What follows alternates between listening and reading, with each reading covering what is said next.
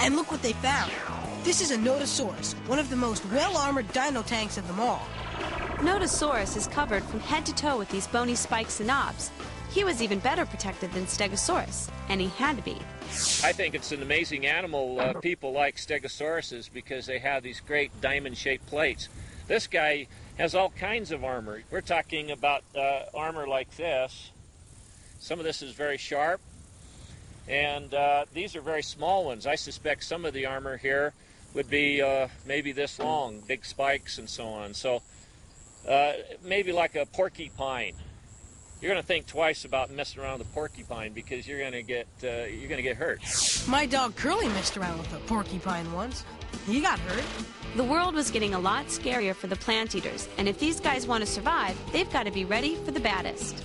And the baddest is about to get a whole lot worse. This team of boneheads went digging in Utah's Gaston Dinosaur Quarry when they ran into something right out of their worst nightmares. That's Bonehead Jim Kirkland. He led the dig that turned up a legendary dinosaur. This claw belonged to the meanest fighting machine in the history of prehistory. None other than the world-famous Utah Raptor. How bad was he? Definitely the heavyweight champion of its time. Jim's got the tail of the tape. At 20 foot long, about 1,000 pounds, 12-inch claws, killing claws on its feet, 10-inch long blade-like claws on its hands, teeth 2 inches long, the most sophisticated system of balance, the largest brain of any animal of its day. Utah Raptor was the most dangerous dinosaur around. That's some pretty amazing firepower. How could the dino tanks have defended themselves against claws like those? To survive with something like that around, you'd have to be armed to the teeth. Jim never imagined he'd find a match for Utah Raptor. Until he turned up the final word in dino defense. Gastonia. He found its bones right next to Utah Raptor. Gastonia took defense to the next level. Its entire body was encased in solid bone. It made a porcupine look like a powder puff. Not only were they dangerous, Jim thinks Gastonia's spikes helped him psych out his opponents. These may have been for intimidation, because when we look at the skull of Gastonia, we see its eyes face forward, and these things would run down forward, and when you're looking at this animal, you would see spines like this laterally, and spines like this sticking up off its back. But when it came time to fight, it was all about the tail. Gastonia used its tail like a food processor to make mincemeat out of its enemies. Sam, I can feel it in my bones. Oh yeah, looks like we're headed for a showdown. In the blue corner, the most awesome fighter ever in the history of Utah, Utah Raptor! And in the red corner, the most sophisticated defense system ever to walk on 4 legs, Gastonia! Who will come out on top? It's a good match, the battle makers, you know what I'm Thanks to the clues that Jim and his team have dug out of this quarry, we've got a pretty good idea of what happened when Gastonia took on Utah Raptor.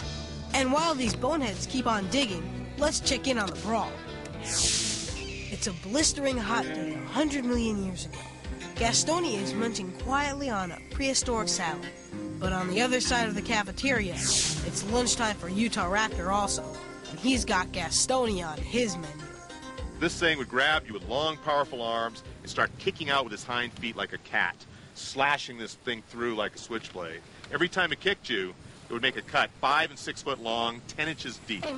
It could probably make a cut about every 2 to 3 seconds. So in 30 seconds, you would have 10 slashes, 5 and 6 foot long, 10 inches deep. Even if you're an animal 50, 60 foot long, it would have opened up your belly and your insides would have fallen out. That's in 30 seconds. Here comes trouble. Gastonia turns and locks eyes with his vicious enemy.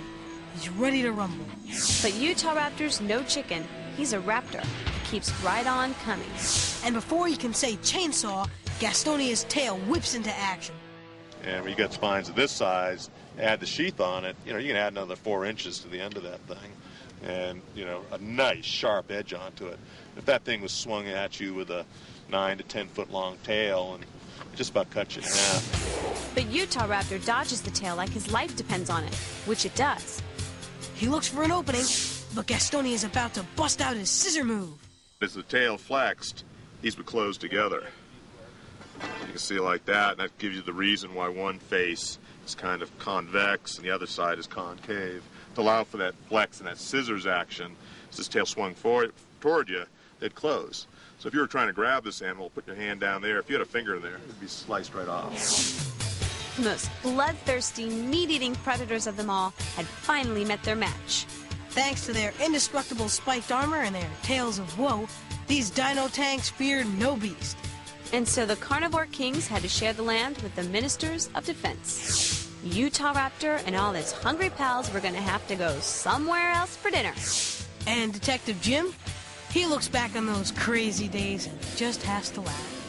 I do find it fairly amusing that with Utah Raptor, with its sickle claws on its hands and feet, and large teeth and fairly well-developed brain for a dinosaur, that we have this relatively slow animal that probably was completely immune to it.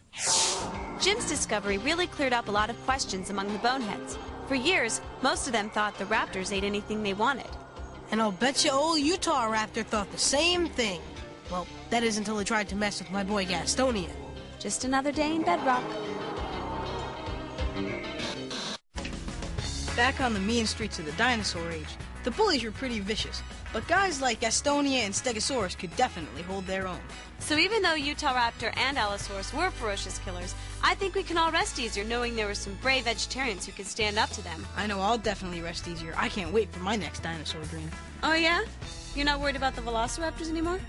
Not anymore. Next time I'm going as Gastonia so I can explore in peace. Well, send me a postcard. Yeah, you really think I got some deltoids out blossoming over here? Yeah, they're pretty awesome. How many push-ups can you do? Yeah, I don't know. Probably about 50 to 100. Ooh, impressive. Let's see them.